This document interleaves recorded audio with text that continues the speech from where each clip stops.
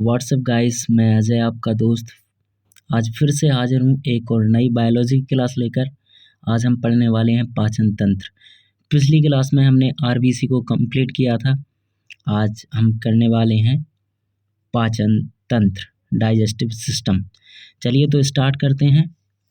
पाचन तंत्र को हम दो पार्ट में देखते हैं, एक आहार नाल और एक पाचन ग्रंथियाँ। पाचन ग्रंथियों में आता है पाचन ग्रंथियों के अंतर्गत लीवर और अग्नाशय। आगे बात करते हैं आहार नाल से क्या क्या जुड़ा रहता है। आहार नाल के भाग आगे पढ़ते हैं। पहला मुख, दूसरा ग्रसनी, तीसरा ग्रसनाल, चौथा आंत, पांचवा आमाशय और छठा मलाशय। बात करते हैं मुख में क्या क्या पाया जाता है। मुख में दंत, जीवा और लार ग्रंथियां उपस्थित रहती हैं। और बात करते हैं आंत में, तो आंत हमें पता है एक छोटी आंत एक बड़ी आंत होती है। आगे पढ़ते हैं। पाचन तंत्र की कुल लंबाई 30 से 32 फीट या 10 मीटर तक होती है, याद रख लेना। मुख की बात करते हैं तो मुख, भोजन का पाचन मुख से ही प्रारंभ हो जाता है। दंत की बात करते हैं तो दंतों के अध्ययन को ओडोंटोलॉजी कहा जाता है। दांत ओडेंटोब्लास्ट नामक कोशिका से बने रहते हैं। दांतों के अंदर कैल्शियम व फास्फोरस Ca3PO4 नामक तत्व पाए जाते हैं। बात करते हैं दांत व हड्डियां रात्रि में चमकती हैं और सफ़ेद फास्फोरस के कारण दिखाई देती हैं। बात करते हैं फास्फोरस को सदा जल में डुबाकर रखा जाता है। सामान्य मनुष्य के अंदर दांतों की संख्या 32, बाल्यावस्था में 28 और दूध देने वाले बच्चे के अंदर 20 होती है। दूध पीने वाले बच्चे के अंदर 20 होती है। और बात करते हैं प्रकृति के अंदर स्थल स्तनधारियों में सर्वाधिक दांत घोड़े व सूअर में पाए जाते हैं, जो कि 44 होते हैं। बात करते हैं 32, तो 32 में से जो हमारे 12 दांत होते हैं वो स्थायी दांत होते हैं और अस्थायी दांत जो 20 होते हैं वो दूध के दांत होते हैं। दूध के दांत मतलब जो हमारे बाल्यावस्था में टूट जाते हैं, ठीक है, फिर दोबारा नए आते हैं, उनको दूध के दांत कहा जाता है। तो आगे बात करते हैं दांत को कार्य के आधार पर बांटते हैं। तो कृंतक जो कि 8 होते हैं, भोजन को काटने का काम करते हैं, ठीक है। रदनक जो कि 4 होते हैं, भोजन को चीरना या फाड़ने का काम करते हैं। अग्रचवर्णक भी 8 होते हैं और चवर्णक 12 होते हैं, जो कि भोजन को चबाना व पीसना इनका काम होता है। आगे बात करते हैं सामान्य मनुष्य के अंदर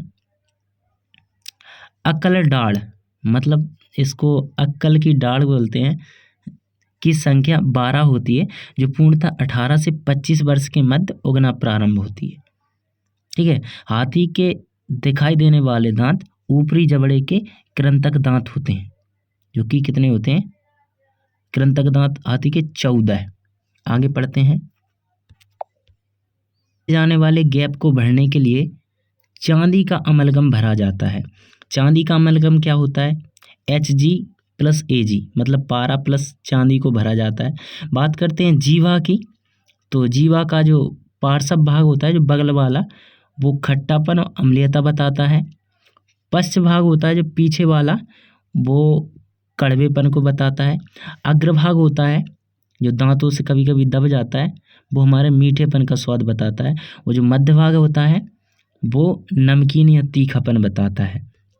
आगे बात करते हैं जीवा की ऊपरी सतह पर छोटी छोटी ग्रंथियां पाई जाती हैं, जिन्हें स्वाद ग्रंथियां कहा जाता है। इन ग्रंथियों का मुख्य कार्य भोजन के स्वाद का पता लगाना होता है। बात करते हैं लार ग्रंथियों की, तो इन ग्रंथियों का मुख्य कार्य लार स्राव करना होता है। सामान्य मनुष्य प्रतिदिन 1 से 2 लीटर लार स्राव करता है। लार का पीएच मान 6.8 होता है, ये हल्का अम्लीय होता है। लार के अंदर टाइलिन व लाइसोजाइम नामक एंजाइम पाए जाते हैं। टाइलिन का मुख्य कार्य स्टार्च को माल्टोज में बदलना होता है। आगे बात करते हैं स्टार्च टाइलिन के साथ जब मिलता है तो माल्टोज में चेंज हो जाता है। लाइसोजाइम का मुख्य काम भोजन के साथ बाहर से आए जीवाणु या बैक्टीरिया को नष्ट करना होता है। मुख गुहा के अंदर मौजूद भोजन के छोटे छोटे कणों को बोलस कहा जाता है। बात करते हैं ग्रसनी की, तो ग्रसनी पाचन तंत्र के इस भाग का मुख्य कार्य भोजन मार्ग व श्वसन मार्ग दोनों को एक दूसरे से अलग करना होता है ग्रसनी का। ठीक है, ग्रासनल की बात करते हैं तो इसका मुख्य कार्य भोजन को बारीकी से छान कर आमाशय तक पहुंचाना होता है। बात करते हैं आमाशय की, तो आमाशय के अंदर भोजन लगभग 4 से 5 घंटे तक रहता है या ठहरता है, और आमाशय की दीवारों पर छोटी छोटी ग्रंथियां पाई जाती हैं जिसे जठर ग्रंथि कहा जाता है। ये ग्रंथियां अलग अलग हार्मोन स्रावित करती हैं जिन्हें जठर रस या आमाशय रस कहा जाता है। जठर रस का पीएच मान 1.5 से 2.2 तक होता है, याद रख लेना, इम्पोर्टेंट है। आगे देखते हैं, जठर ग्रंथियों के द्वारा स्रावित हार्मोन, तो उनको पढ़ लेते हैं। HCl हाइड्रोक्लोरिक अम्ल या हाइड्रोक्लोरिक एसिड, इसका मुख्य कार्य भोजन की अम्लीय माध्यम उपलब्ध कराना है भोजन को। पेप्सिन हार्मोन, यह खाद्य प्रोटीन को पेप्टोन में बदल देता है, और खाद्य प्रोटीन जब पेप्सिन से मिलता है तो पेप्टोन में चेंज हो जाता है। तो रेनिन हार्मोन का क्या काम होता है, या रेनिन एंजाइम होता है। रेनिन एंजाइम, इसका मुख्य कार्य दुग्ध प्रोटीन केसिन को कैल्शियम पैराकीसाइनेट में बदलना होता है। कैसिन प्रोटीन जब रेनिन से मिलता है तो पैराकीसाइनेट में चेंज हो जाता है। अब पढ़ते हैं आगे, म्यूसिन हार्मोन, इस हार्मोन का मुख्य कार्य भोजन को चिकना बनाना होता है तथा HCl अम्ल से मलाशय की दीवारों को सुरक्षित करना होता है। आमाशय है, आमाशय की दीवारों को सुरक्षित करना होता है। यह जो म्यूसिन हार्मोन होता है इसका क्या कार्य होता है, भोजन को चिकना बनाना। ठीक है, जहाँ से इस कारण से जल्दी निगल जाए और बोलस फॉर्म में कन्वर्ट कर देता है, और HCl अम्ल से आमाशय की दीवारों को सुरक्षा करना होता है। बात करते हैं छोटी आंत की, जिन्हें श्रद्धांत बोलते हैं। छोटी आंत की कुल लंबाई लगभग 6.25 मीटर होती है, मतलब 6.25 मीटर होती है, परंतु इसका व्यास बड़ी आंत से कम होता है। भोजन से अनावश्यक पोषक पदार्थ का अवशोषण छोटी आंत करती है, इसलिए कहा जाता है कि भोजन का संपूर्ण पाचन छोटी आंत के अंदर होता है। आगे बात करते हैं बड़ी आंत की, तो उसको वृत्तांत भी बोलते हैं। बड़ी आंत की लंबाई 1.5 मीटर तक होती है, परंतु इसका व्यास छोटी आंत से अधिक होता है। आगे बात करते हैं, इसका मुख्य कार्य प्लीत भोजन या भोजन से जल का अवशोषण करना होता है। ठीक है, बात करते हैं मलाशय की। भोजन के संपूर्ण पाचन के बाद बने हुए जो अवशिष्ट पदार्थ को मल कहा जाता है, जिसे मलाशय मानव शरीर से बाहर कर देता है। बात करते हैं यकृत, लीवर, कलेजा या जिगर, ये सभी एक ही नाम है, यकृत को ही कहा जाता है। तो बात करते हैं यकृत मानव शरीर की सबसे बड़ी ग्रंथि होती है। यकृत को मानव शरीर की जैव रासायनिक फैक्ट्री भी कहा जाता है। सामान्य मनुष्य के लीवर का भार लगभग 1.5 से 2 किलो तक होता है। लीवर मानव शरीर के अंदर दाएं हिस्से में स्थित होता है। लीवर पित्तरस नामक एक पदार्थ स्रावित करता है जो पित्ताशय में इकट्ठा होता है। सामान्य मनुष्य प्रतिदिन 700 से 1000 ml पित्तरस स्रावित करता है। पित्तरस का पीएच मान 7.7 होता है, जो कि क्षारीय होता है, हल्का क्षारीय।